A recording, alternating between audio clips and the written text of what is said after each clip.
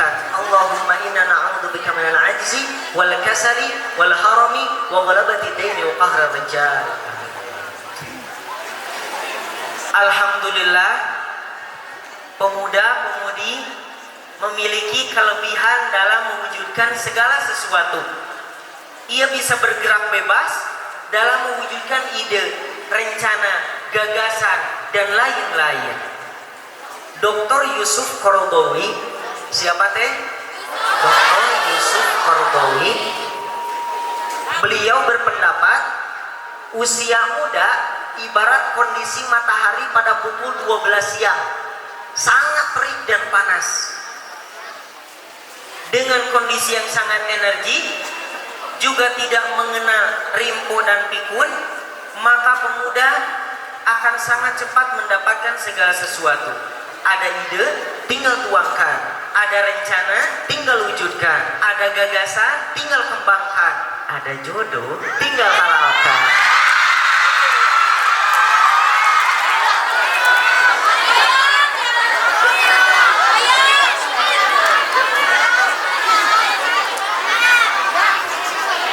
Lanjut lagi. Boleh minum dulu?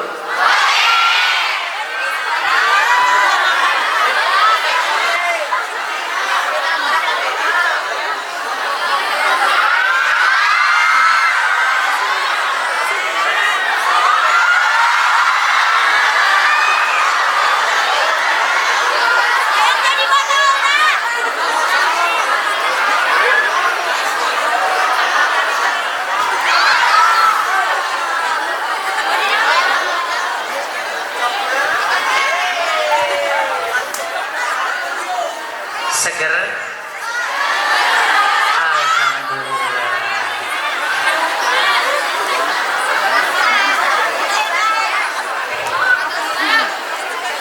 Tadi poin yang pertama apa?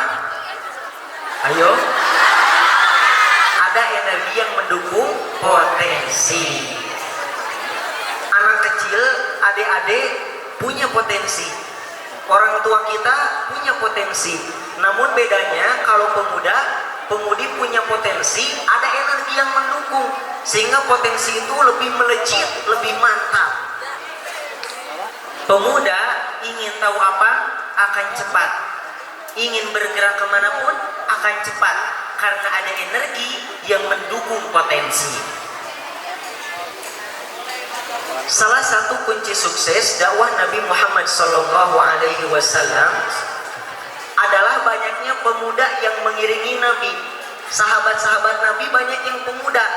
Yang menentang Nabi itu banyak orang tua seperti Abu Jahal, kemudian Abu Lahab. Itu banyak orang tua, sehingga Nabi bersabda, mereka yang mendukung saya di saat orang tua menentang saya. Jika pemuda bergerak, maka pergerakan itu akan menjadi pergerakan yang cepat. Jika pemuda bersatu, maka akan menjadi persatuan yang kokoh. Jika pemuda berubah, maka itu akan menjadi perubahan yang pesat. Dengan energi dan potensi inilah, keberadaan pemuda sangat dibutuhkan. Peluang usaha dan kerja bagi pemuda-pemudi terbuka lebar. Dari mulai PD, CV, PT, perusahaan nirlaba, sampai instansi tinggi negara pun memerlukan pemuda-pemudi. Bisa kita lihat ya di iklan-iklan yang tertera di jalan atau ditempel-tempel di tiang listrik, itu kan suka ada dibuka lowongan kerja bagi yang berusia 16 sampai 30 tahun di perusahaan modal Batam.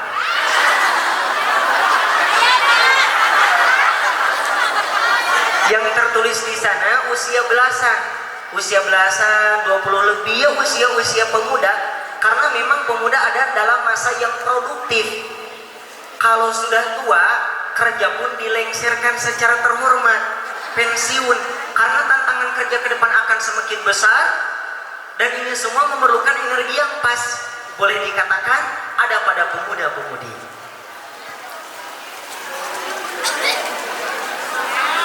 Tokoh-tokoh dunia pun mengeluarkan suaranya tentang pemuda. Hasan al-Banna berkata, di setiap kebangkitan, pemuda adalah pilarnya. Di setiap pemikiran, pemegang panji-panjinya. Proklamator Indonesia berkata, beri aku 1000 orang tua, niscaya akan kucabut Semeru dari akarnya. Beri aku 10 pemuda, niscaya akan kuguncang dunia. Namun sayangnya pemuda sekarang berkata, beri aku 10 pemudi, niscaya akan kuseleksi untuk menjadi kekasih hati.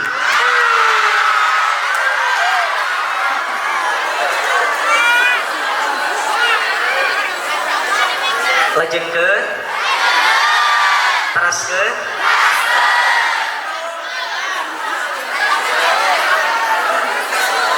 Betapa besarnya peran seorang pemuda-pemudi.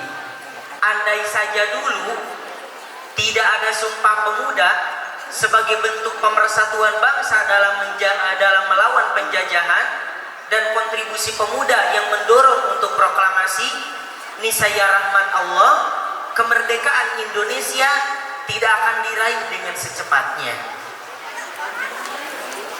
Ayolah pemuda-pemudi, kita manfaatkan status masa muda sebelum berganti statusnya menjadi masa tua. Masa muda adalah masa yang emas, di mana kita bergerak bebas, bergerak luas, otak encer cerdas, penglihatan masih kontras, pendengaran masih jelas, tidak mudah lemas, walau keringat diperas, berusaha tanpa batas, bekerja keras, melakukan banyak aktivitas, menyelesaikan berbagai tugas di dalam dan di luar kelas, mengupas masalah tuntas, melawan rasa puas, meningkatkan kreativitas, menuju hidup yang berkualitas.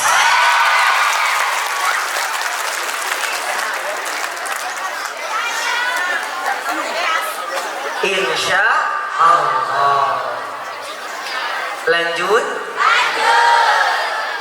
Kemudian yang kedua, pemuda sebagai generasi penerus.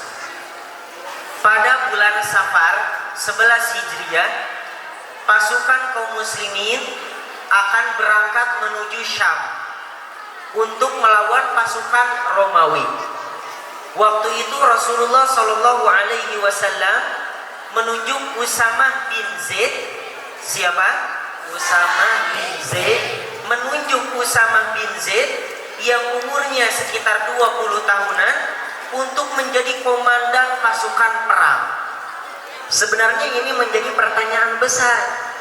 Kenapa Rasul memilih Usamah bin Zaid sebagai komandan perang?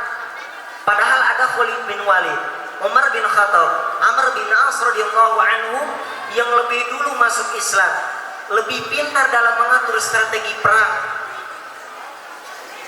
Dan yang akan dihadapi bukan sembarang pasukan, tapi pasukan Romawi yang zamannya itu terkenal dengan perlengkapannya yang canggih dan tentaranya yang gagah dan bengis. Tetapi kenapa Rasul tetap memilih Usamah bin Zaid sebagai komandan? Kenapa? Kasih tahu dong. Sasarannya sangat jelas, tujuannya